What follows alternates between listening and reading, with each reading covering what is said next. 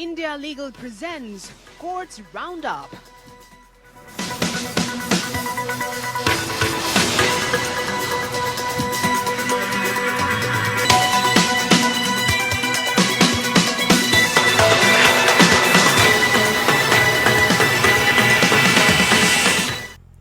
नमस्कार, आप देख रहे हैं हमारी खास पेशकश कोर्ट्स राउंड अप। मैं हूं आपके साथ रेशु त्यागी। इस बुलेटिन में अगले आधे घंटे हम आपको कोर्ट से जुड़ी तमाम छोटी बड़ी खबरों से रूबरू करवाएंगे। कोर्ट की कार्यवाही और सुप्रीम कोर्ट से लेकर हाई कोर्ट और लोअर कोर्ट तक के फैसलों को आपके सामने रखेंगे। लेकिन आगे बढ़ने से पहले एक नजर डाल लेते हैं हेडलाइंस पर। इस कार्यक्रम के प्रायोजक है डॉक्टर ऑर्थो आयुर्वेदिक ऑयल और कैप्सूल। अब दर्द भी घुटने टेकेगा। कलकत्ता हाईकोर्ट ने संदेशखाली यौन शोषण मामले में कोर्ट की देखरेख में सीबीआई जांच के दिए आदेश। पीड़िताओं की सुरक्षा का भी निर्देश। जमीन कब्जे की भी होगी जांच। पतंजलि मामले में भ्रामक विज्ञापनों पर कार्रवाई न करने पर उत्तराखंड सरकार को फटकार। कहा, संबंधित अधिकारियों को अभी निलंबित किया जाना चाहिए। पतंजलि की दूसरी माफी भी अस्वीकार।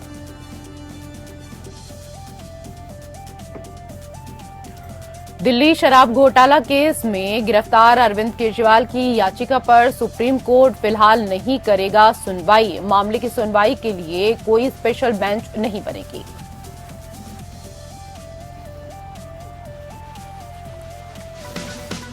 India Legal presents Courts Roundup.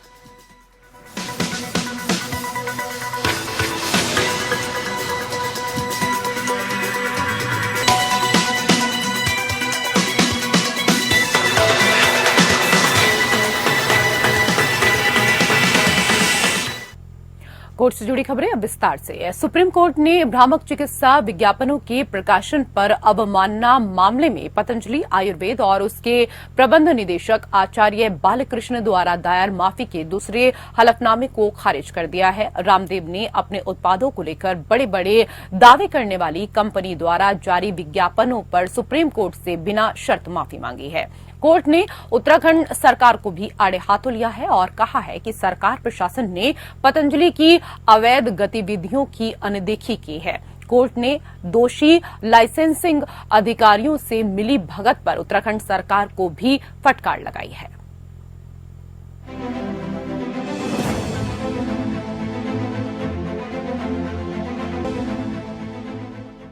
Supreme court ने पतंजलि आयुर्वेद के प्रकाशित भ्रामक विज्ञापनों पर कार्यवाही न करने पर उत्तराखंड सरकार को फटकार लगाई है। कोर्ट ने उत्तराखंड सरकार को दोषी लाइसेंसिंग अधिकारियों से मिलीभगत पर उत्तराखंड सरकार की खिंचाई की है। पतंजलि आयुर्वेद के मामले में उत्तराखंड सरकार पर भी सुप्रीम कोर्ट ने सख्त टिप्पणी की। अदालत ने कहा कि उत्तराखंड की सरकार ने इस मामले में कोई कार्यवाही नहीं की है। पीठ ने ये भी कहा कि उत्तराखंड सरकार इसे ऐसे नहीं जाने दे सकती है। सभी शिकायतों को सरकार को भेज दिया गया। लाइसेंसिंग इंस्पेक्टर चुप रहा। अधिकारी की कोई रिपोर्ट नहीं आई। संबंधित अधिकारियों को अभी निलंबित किया जाना चाहिए। पीठ ने कहा कि ऐसे लोगों के लिए सुप्रीम कोर्ट मजाक बनकर रह गया है। वहीं अदालत ने उत्तराखंड सरकार से उन अनगिनत निर्दोष लोगों के बारे में सवाल किया जिन्होंने ये सोचकर दवा ली कि उनकी बीमारी दूर हो जाएगी। कोर्ट ने कहा कि ये उन सभी एफएमसीजी कंपनियों से संबंधित है जो उपभोक्ताओं को लुभाती हैं और फिर उन्हें स्वास्थ्य संबंधी समस्याओं का सामना करना पड़ता है।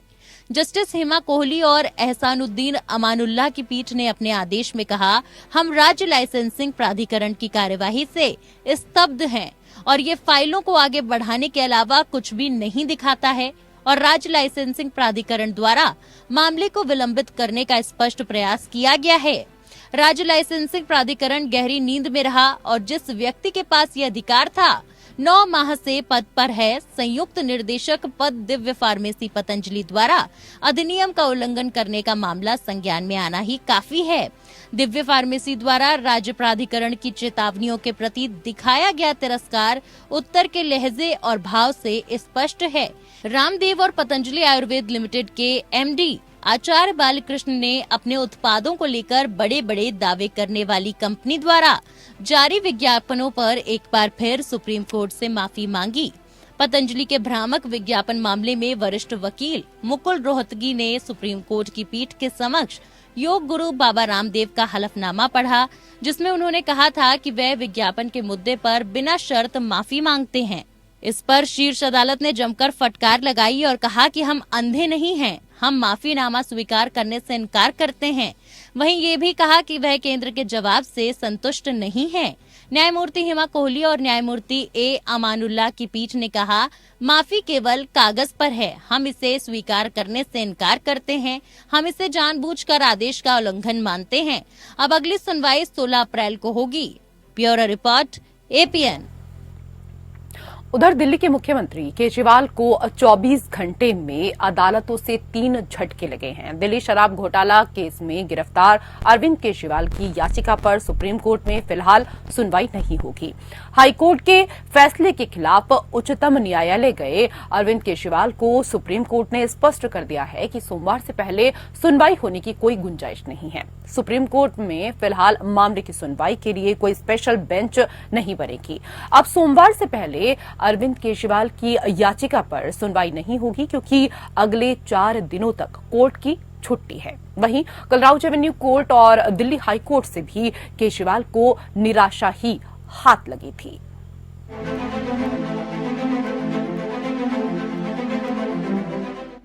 दिल्ली के मुख्यमंत्री अरविंद केजरीवाल की स्पेशल लीव पिटीशन यानी SLP पर सुप्रीम कोर्ट में तत्काल सुनवाई नहीं होगी। केजरीवाल को अगले हफ्ते तक सुनवाई के लिए इंतजार करना होगा। केजरीवाल ने अपनी गिरफ्तारी और जुडिशियल कस्टडी के खिलाफ पहले दिल्ली हाई कोर्ट में याचिका दायर की थी। मंगलवार को दिल्ली हाई कोर्ट ने ये याचिका खारिज करते हुए ED के एक्शन को जायज ठहराया है। हाईकोर्ट के इस फैसले को केजरीवाल ने सुप्रीम कोर्ट में चुनौती दी है। दिल्ली शराब घोटाले से जुड़े मनी लॉन्ड्रिंग के केस में फंसे अरविंद केजरीवाल को पिछले 24 घंटे में 3 बड़े झटके लगे हैं। मंगलवार को गिरफ्तारी और कस्टडी को चुनौती देने के मामले में दिल्ली हाई कोर्ट और फिर बुधवार को वकीलों से जुड़ी मांग वाली याचिका पर राउज एवेन्यू कोर्ट से निराशा हाथ लगी। वहीं सुप्रीम कोर्ट में केजरीवाल की अर्जी पर तत्काल सुनवाई नहीं होगी, उन्हें अगले हफ्ते तक इंतजार करना होगा। सुप्रीम कोर्ट में स्पेशल बेंच नहीं बनेगी, ऐसे में सोमवार से पहले सुनवाई होने की गुंजाइश नहीं है। दिल्ली हाई कोर्ट ने केजरीवाल की गिरफ्तारी और कस्टडी को वैध ठहराया था और उनकी दलीलों को ठुकराते हुए याचिका खारिज कर दी थी। उसके बाद दिल्ली की राउज एवेन्यू कोर्ट ने केजरीवाल की वकीलों से जुड़ी दूसरी याचिका को भी खारिज कर दिया था। इस याचिका में दिल्ली के मुख्यमंत्री केजरीवाल ने वकीलों से हफ्ते में 5 बार मुलाकात करने की मांग की थी। फिलहाल केजरीवाल अपने वकीलों से हफ्ते में 2 ही बार मुलाकात कर सकते हैं। केजरीवाल की लीगल टीम ने बुधवार को दिल्ली हाईकोर्ट के फैसले को सुप्रीम कोर्ट में चुनौती दी। केजरीवाल को सुनवाई के लिए अगले हफ्ते तक इंतजार करना होगा। सुप्रीम कोर्ट में याचिका पर अर्जेंट सुनवाई नहीं होगी।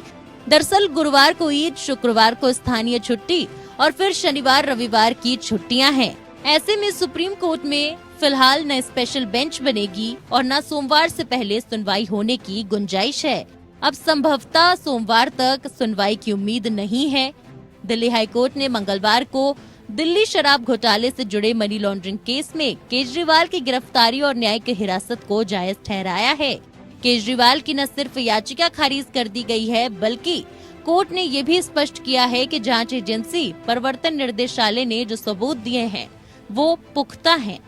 Bureau report, APN।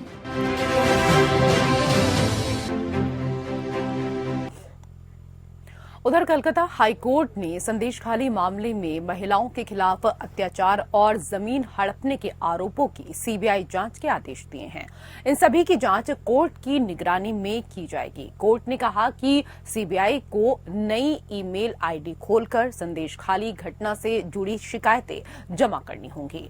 संदेशखाली को लेकर कलकत्ता हाईकोर्ट में कुल 5 जनहित याचिका दायर की जा चुकी हैं।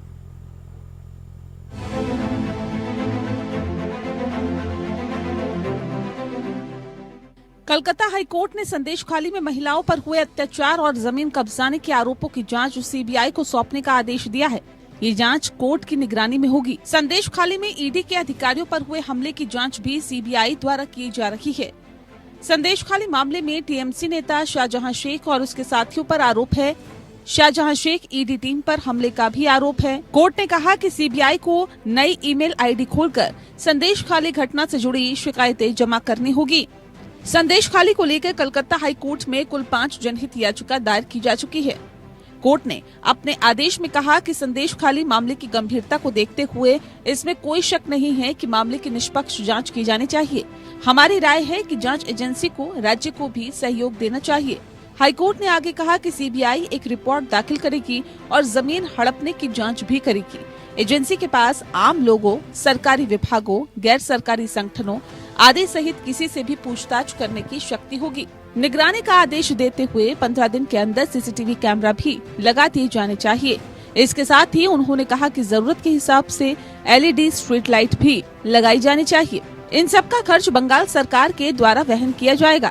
इसके बाद संदेश खाली मामले को 2 मई को सुनवाई के लिए अगली तारीख मुकर्रर की गई है। गुरुवार को उच्च न्यायालय ने संदेश खाली की घटनाओं को लेकर राज्य सरकार को फटकार लगाई थी। कोर्ट ने संदेश खाली में हिंसा के खिलाफ दायर याचिकाओं पर सुनवाई करते हुए कहा कि ये मामला बेहद शर्मनाक है। ये राज्य सरकार की जिम्मेदारी है कि वह हर नागरिक को सुरक्षा प्रदान करे। कोर्ट ने कहा था कि संदेश खाली मामले में जिला प्रशासन और पश्चिम बंगाल सरकार दोनों को नैतिक जिम्मेदारी लेनी चाहिए।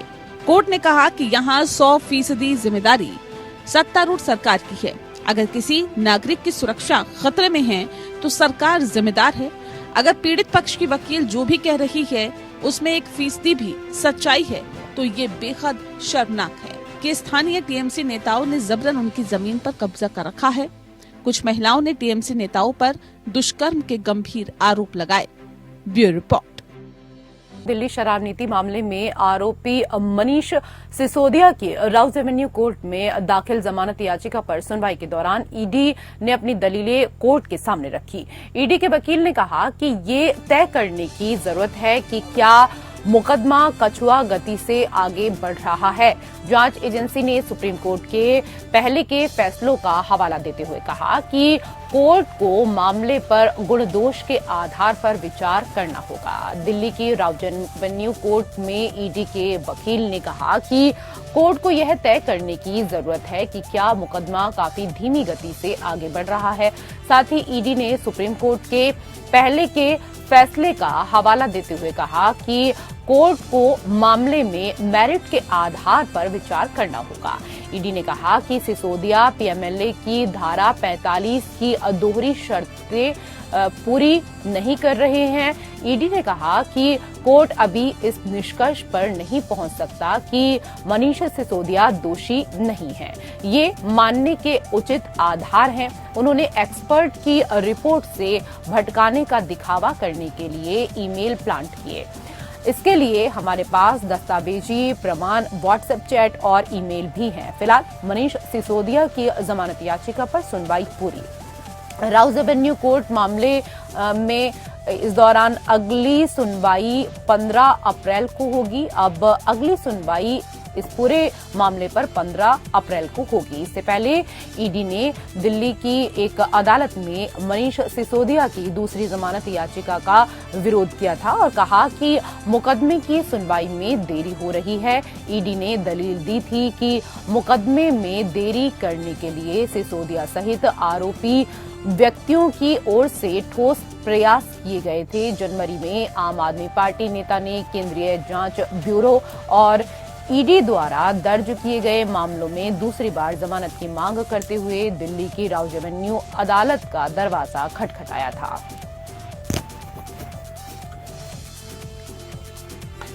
तो मनीष सिसोदिया की बेल अर्जी पर सुनवाई हुई। दिल्ली शराब नीति मामले से जुड़ा ये पूरा मामला है जिसमें सुनवाई हुई है। मनीष सिसोदिया की बेल अर्जी पर सुनवाई।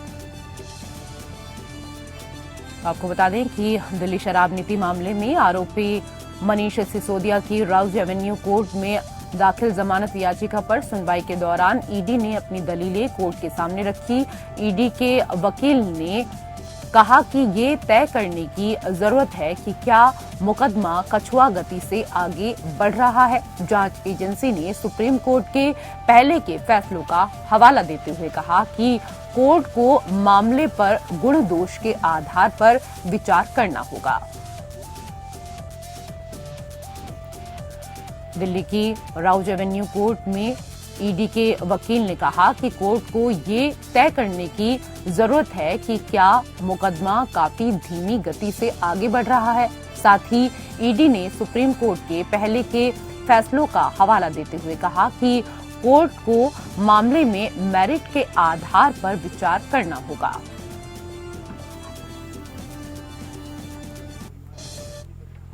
उधर सुप्रीम कोर्ट ने उत्तर प्रदेश के विधायक अब्बास अंसारी को उनके पिता मुख्तार अंसारी के सम्मान में 10 अप्रैल को होने वाले फातिहा में शामिल होने की अनुमति दी।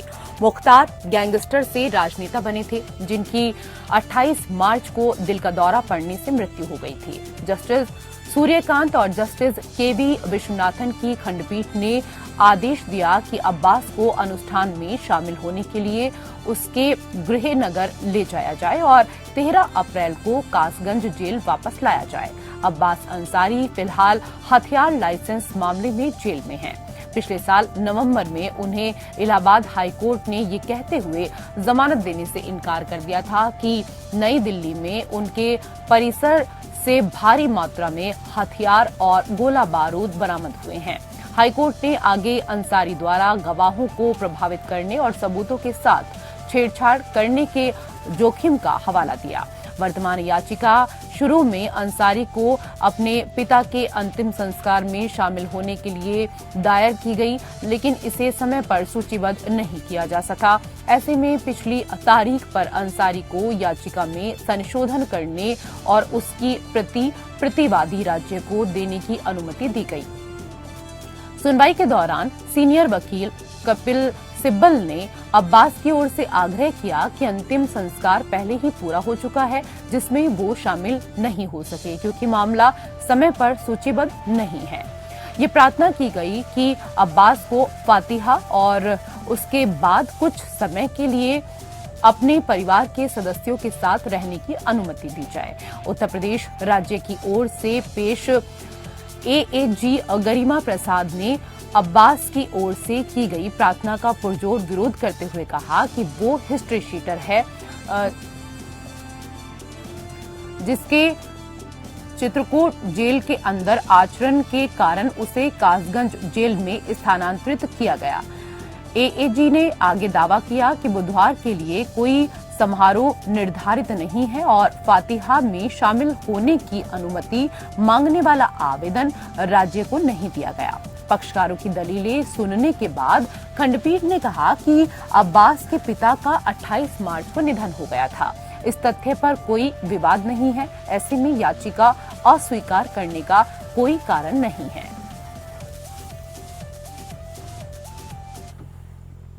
उधर बाहुबली नेता धनंजय सिंह को इलाहाबाद हाईकोर्ट से फौरी राहत नहीं मिली।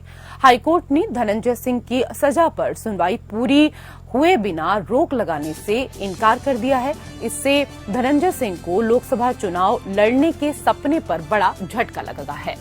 इससे पहले 20 मार्च और 1 अप्रैल को भी धनंजय सिंह के वकीलों ने उन्हें हाईकोर्ट से राहत दिलाने का प्रयास किया था। वहीं सोमवार को तीसरी बार भी धनंजय सिंह के हाथ निराशा लगी है। हाईकोर्ट ने निचली अदालत के रिकॉर्ड तलब हुए बिना सुनवाई किए जाने की धनंजय सिंह के वकीलों की मांग भी ठुकरा दी है। इलाहाबाद हाईकोर्ट ने धनंजय सिंह की अर्जी पर सुनवाई के लिए जौनपुर की जिला अदालत से रिकॉर्ड तलब किए हैं। हाईकोर्ट ने यूपी सरकार से भी इस बारे में जवाब मांगा है। यूपी सरकार को 22 अप्रैल तक हाईकोर्ट में अपना जवाब दाखिल करना होगा। इसके बाद हाईकोर्ट धनंजय सिंह की अर्जी पर 24 अप्रैल को सुनवाई करेगा। जौनपुर की जिला अदालत को 24 अप्रैल से पहले ही हाईकोर्ट में केस से जुड़े ओरिजिनल रिकॉर्ड भेजने होंगे। अभी जस्टिस संजय कुमार सिंह के सिंगल बेंच में मामले की सुनवाई हुई है। एक मामले में जौनपुर की एमपी एमएलए कोर्ट ने बाहुबली नेता धनंजय सिंह को 7 साल की सजा सुनाई है। इसके बाद उन्हें अदालत के आदेश पर जेल भेज दिया गया। इसी मामले में धनंजय सिंह ने जौनपुर की जिला अदालत से मिली 7 साल की सजा के खिलाफ इलाहाबाद हाईकोर्ट में अर्जी दाखिल की थी। 20 मार्च और 1 अप्रैल को केस टेकअप नहीं होने की वजह से सुनवाई नहीं हो सकी थी। बता दें कि हाई कोर्ट ने राहत नहीं मिलने के क्रम में धनंजय सिंह लोकसभा चुनाव नहीं लड़ पाएंगे।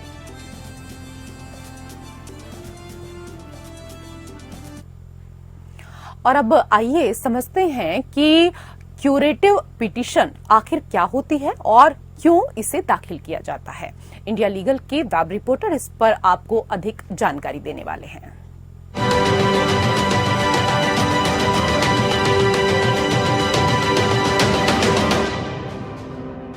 क्यूरेटिव पिटीशन का मतलब है कोर्ट को रिक्वेस्ट करना कि उसके दिए गए डिसीजन को रिव्यू करे under article 137 of the constitution. इसे जुडिशियल रेमेडी में लास्ट एंड फाइनल रेमेडी माना जाता है। इन रूपा अशोक हुर्रा वर्सेस अशोक हुर्रा के केस में पहली बार क्यूरेटिव पिटीशन हुआ था इन 2002। However, its acceptance is rare and require a demonstrating of miscarriage of justice. Curative petition needs to be filed within 30 days from the date of judgment passed. Generally, judges इसे chambers में ही deal करते हैं, but you can request for open hearing. Curative petition कब लगाई जा सकती है, इसकी कुछ conditions होती हैं. Firstly, it must be rare rather than regular. Secondly, petitioner को कोर्ट के सामने शो करना होगा principles of natural justice violate हुए हैं, या कोर्ट ने किसी पार्टी को सुना ही नहीं था. Fourthly, petition needs to show कि जिस ग्राउंड पर रिव्यू पिटीशन फाइल हुई थी उसी ग्राउंड पर क्यूरेटिव पिटीशन फाइल हुई है।